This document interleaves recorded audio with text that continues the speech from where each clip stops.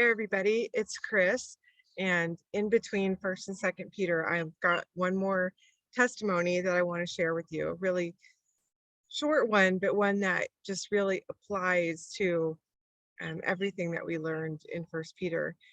From the moment that I opened my Bible last summer, probably just about a year from now, um, the first words that struck me were almost exactly the first words, and that was Peter addressing the people he was writing to as pilgrims. The version I was reading used the word pilgrims, but in other translations it says strangers or foreigners or aliens and sojourners. So those, in the way that we would think of pilgrims in the United States, the people who left a home and came to make a new home, and they left for reasons that they needed to go.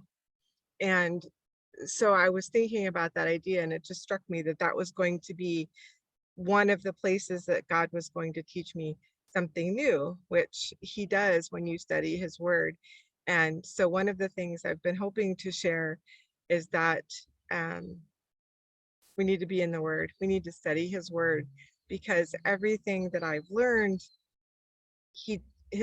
my testimony is his testimony, that everything that he's ever taught me I learned to be completely true, and that he is exactly the way he's represented, in the promises he makes in his word, he fully keeps.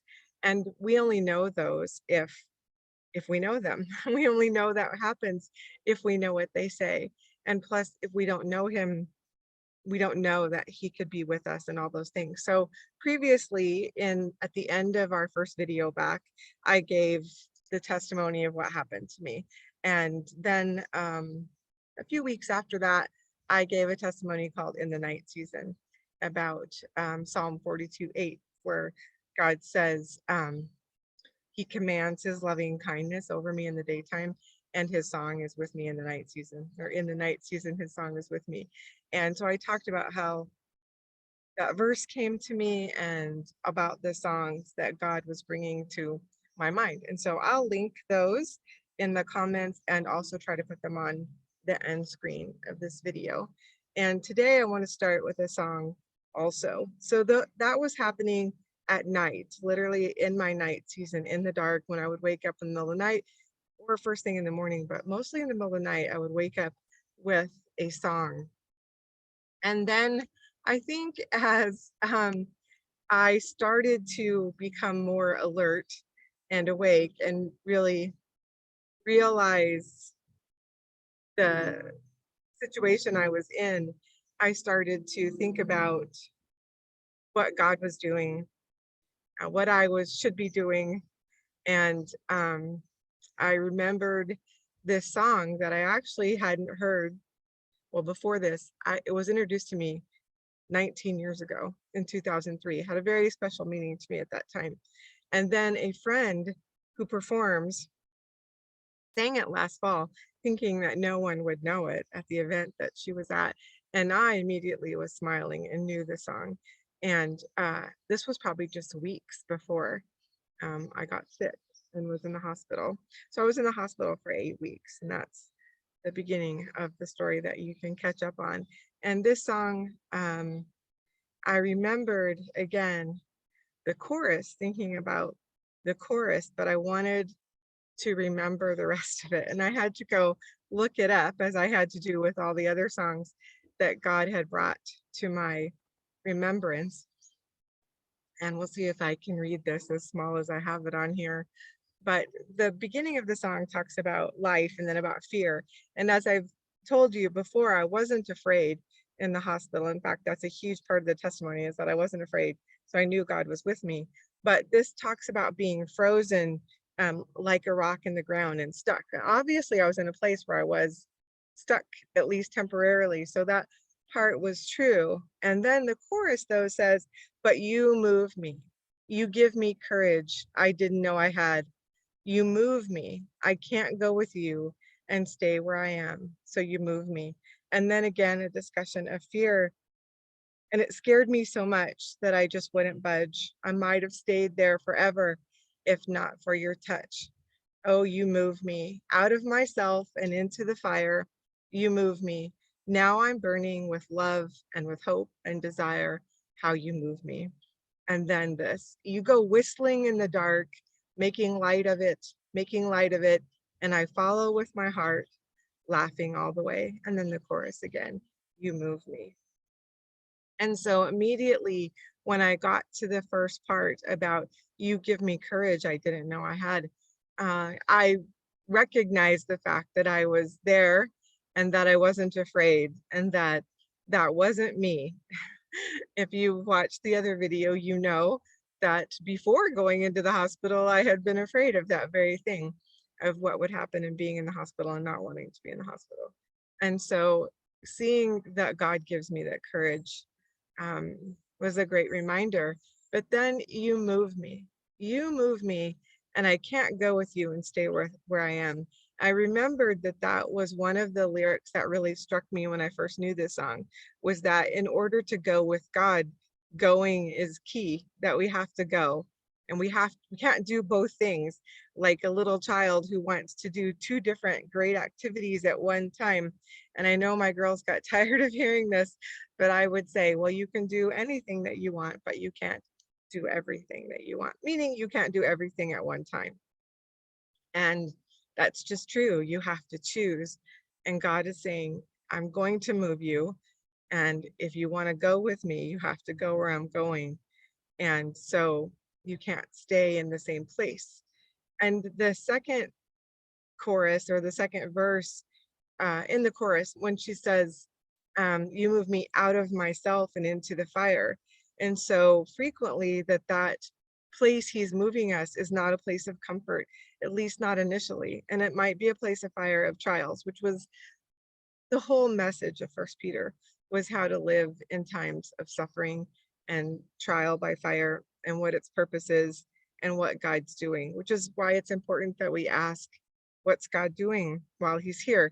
Believing, hopefully, as a Christian, you know he's with you. You've already believed that promise. If he's there, what's he doing? And then what are you going to do? And so that's a great question to ask. And then when you move me, then the fire becomes not something that I'm afraid of or is burning me, but fills me. It fills me with a fire for what he's doing and where he's going. And then I want to move. There's hope and there's desire in the fire that he gives us after we might be placed in one. And so those lyrics were just perfect. And then you go whistling in the dark. Again, this was before I found the verse Psalm 42:8, or it might have been about the same time actually. Making light of it, making light of it, making light of the dark. That's God's business. That's what he does. He can't be in the dark, so he makes light. He is light, and there isn't any darkness where he is. And then I follow with my heart, laughing all the way. And so this song, for a few days, anytime that I woke up in the middle of the night, or was awakened in the middle of the night, which was common, and there was usually a time frame between 3 and 5 in the morning where the procedures that were being done were, they just kept me awake. So there was a regular time and my brain got used to being awake, and so I was. And so that was time I usually filled with prayer and songs and then whatever I could to try to fall back asleep. And so a few weeks later, when I had been moved to the second hospital I went to, I was working on therapy, and physical therapy and occupational therapy, and really respiratory therapy was different there, and how we were going to handle oxygen needs and things like that. And I had just started my homework back up again, and I came across a quote in the books that I had been reading, and you know about those if you watched my other testimony, but this is by Oliver Wendell Holmes. Again, it was just in the fiction book I was reading. To reach the port of heaven, we must sail, sometimes with the wind and sometimes against it, but we must sail and not drift and not be at anchor, not lie at anchor. And I was thinking of that and how it related to this discussion that we've been having for that, at that point, for 5 months, at least longer. I'd been thinking about this topic and what it meant to be somebody who sojourns, somebody who's a wayfarer, who is journeying on as a foreigner. And so I thought, at the very beginning when he said to reach the port of heaven, which of course for us as believers, and we've talked about this in our videos, our study at the end of First Peter, that heaven is our home. We're not supposed to think of this place as home. We're not supposed to get used to it. We're not supposed to fit in. We're not supposed to be comfortable here. It's a foreign land and it's run by a foreign person. It's enemy territory for you as a believer. And the goal is to go back home, to go to heaven. And then talking about sailing, we have to keep sailing on. And sometimes it'll be smooth sailing with the wind. Sometimes it won't be. It'll be against the wind, which means it's a struggle. There's battle going on. There's work going on. And that, but we must keep going and we must not drift or lie at anchor. I know sometimes you can think of those terms and maybe they sound like rest, that we need a time of rest. But if you think of what they really mean, then it's more than what rest would be, right?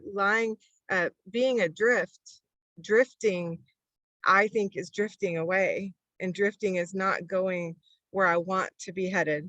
It's not going to get me to the place I'm trying to go. And lying at anchor means I'm just staying here. I'm not going to move. As the song said, either fear of risk or fear of whatever, or tiredness or weakness, I'm just not going to go, even if God asks me. And so we know we have to keep going forward, and then trusting him and having the faith is that he's going with us. You can't go with him and stay where you are. And so this brought a different picture, and it was really brought home to me where I was at the time. I had the perfect picture because I was living it. I was in a hospital, and at that point I'd been in the hospital for 6 weeks. And I wanted to go home. I wanted to go to my physical home. I really wanted to go home. And I thought about the times that physical therapy or occupational therapy would come in, and their goal was to work with me to get me to be able to go home. And I did not belong in the hospital. The people at the hospital did not want me to stay in the hospital. They wanted me to go home too. It wasn't a place I was supposed to get used to.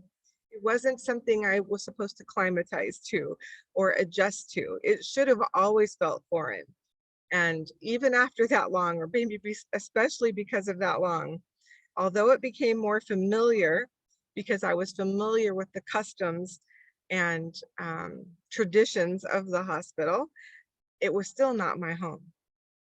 And I wanted to go home. And so the work that sometimes felt like against the wind, those initial therapy days, if you've been in bed for 6 weeks and kind of barely been out, a few attempts had been made, and I will say a couple of those did not go well. And they had some serious results. And so it was a little scary at first, but I had to trust where I was. But I knew that I had to do the work. I knew I had to keep sailing to go home. And so I did. And so my picture for myself was what was happening really, that when they came and they knocked on the door and they said, hey, it's physical therapy. Can we come in? Can we work with you? Is that okay? And, sure. Yep. Come on in. Let's do it. Do you want to try this again? Yep, I do. Let's do it again. Let's do it again. I can do it. And did what I had to do to go home. And within a couple more weeks, I was home where I was supposed to be, back home. And so spiritually, I knew that that was the way I was supposed to think of it, that it really wasn't, that here physically is not where I'm supposed to be, that I'm sailing through here. I'm journeying on and forward and doing the work that God has asked me to do. And sometimes that does not go smoothly. Sometimes it requires work. It requires being against the wind. And the more I feel like that, the other thing I've come to know as I've looked through scriptures and been in the word is that at those times, he is closest to you, closest to us. He's holding us in his hands. As anyone knows, if you are have talked about being refined by fire, there's great stories out about that. Um, the silver worker, if it's silver, as he polishes the silver, has to hold the silver item in his hand to polish it. And so if that's the picture that you see, then you are in his hands. The same thing with a potter who's making a pot, who's forming it and shaping it. And it might be long and there might be some shifting around. And if you're a person being shifted like that, it might not be comfortable. But you are in the maker's hands. You're in your creator's hands and you are safest there. He's got you. And so every one of those things that I know from studying his word, he proved to me to be true. And the one other thing, if I haven't said this enough, that has been proven true is that God's people are a gift to each other, and we are meant to love one another, to love the brethren. And the people that I know, those of you watching, you know it's you. Just did such a great job, such an awesome job of loving us through it.